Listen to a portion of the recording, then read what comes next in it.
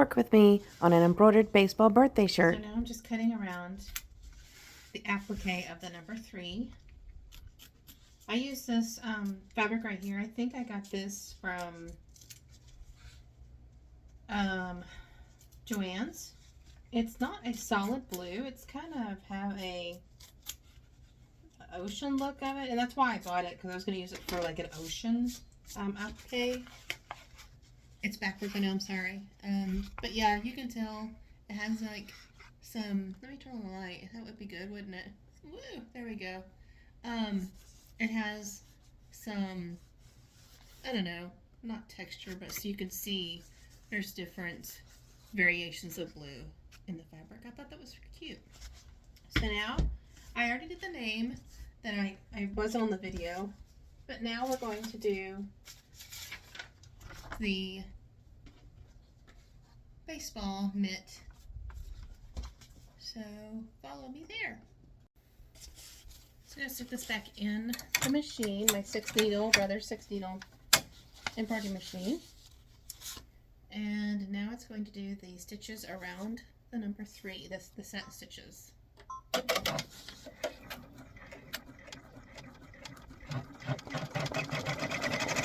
So the embroidering is done, and you can tell that it skipped a little here, and it's because that's where the mitt will go over, so don't worry.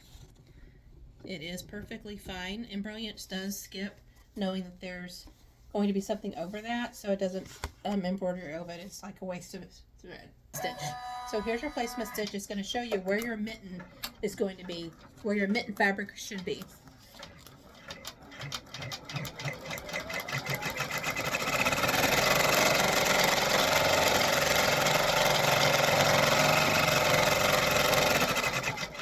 And I'm using my magnetic frame from Mighty Hoop. This is a magnetic Mighty Hoop frame. It is the 8x9 Mighty Hoop. And I love this frame. If you're considering buying a frame, this is the first one I would get. Or if you do more children sizes, you might want to consider this one right here, which is the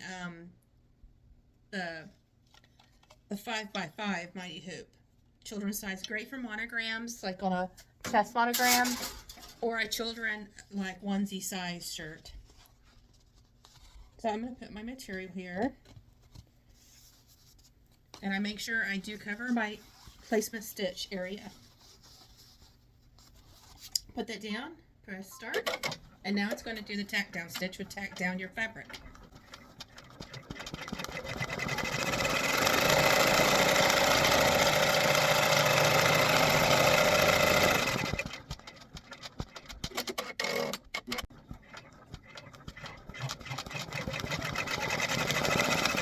Now, usually when I know there's a hole, I will cut where the hole, like a little snippet, put a little hole on the fabric when I know there's going to be like a hole. Like if you're doing a letter B or an O, you'll want to cut this out. And it's just easier for me to know that there's like a little hole here. So my my scissors can get in easier, but that's okay. We'll get into it. I'll show you. And this fabric I bought from Joann's. It kind of looks like a leathery fabric. It's just fabric. I thought this was so cute for this baseball mitt. Perfect for the baseball mitt. It too has variations of browns and tans in it. I use this same fabric when I'm doing a reindeer for Christmas. It looks really cute, and it looks more authentic for like a reindeer look. So now it's ready to be cut out. So I'll put it back here at my table. I already know I have some fabric down. I was going to cut it, so I just put it on top of the fabric. It's not a big deal. I only have one table, so I don't like moving around all the time. So here is our Mighty Hoop with the baseball mitt.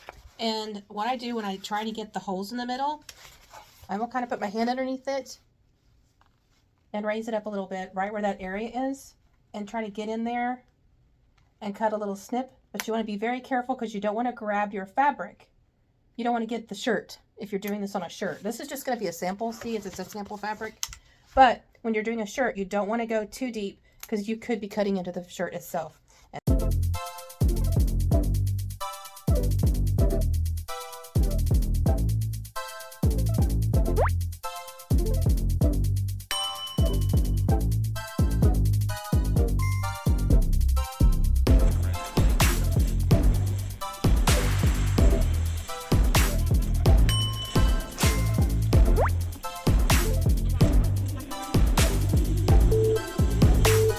the machine and get this started.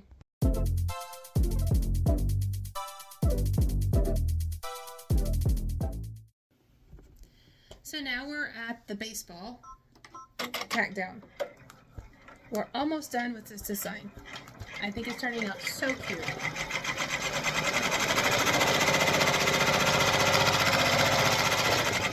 And for my baseball, I didn't just do plain white. I didn't do cream either. I did white with a little bit of textured dots in it. That's the fabric I have. And I know that if I only used one piece of fabric, you'd be able to see the baseball mitt in the background. So what I did was I heat bonded 2 pieces together to make them a lot thicker. And that way you do not see through the white fabric and see the mitt. We don't want to see that. So this makes the baseball a lot thicker, which is okay. The machine will handles double layer fabric, not a problem. I do that with yellow. I do that with anything that's, like if I'm putting white on top of the navy, I will do that as well.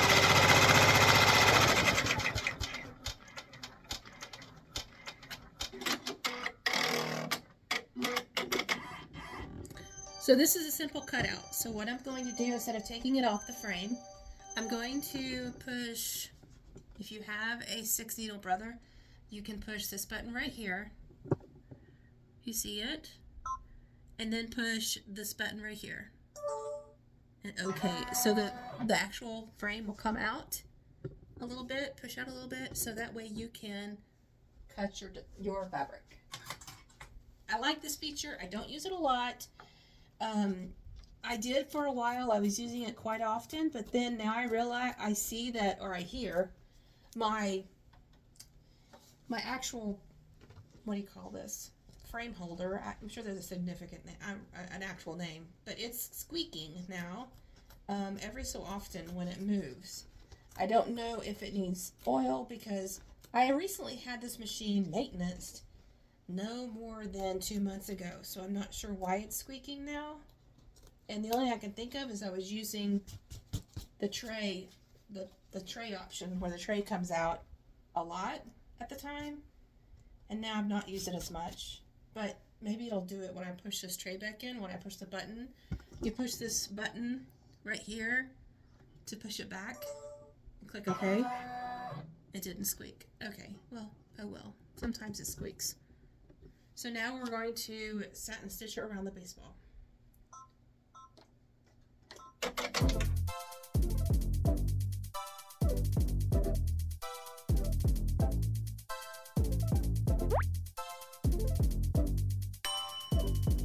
Thanks for watching, and be sure you like and subscribe.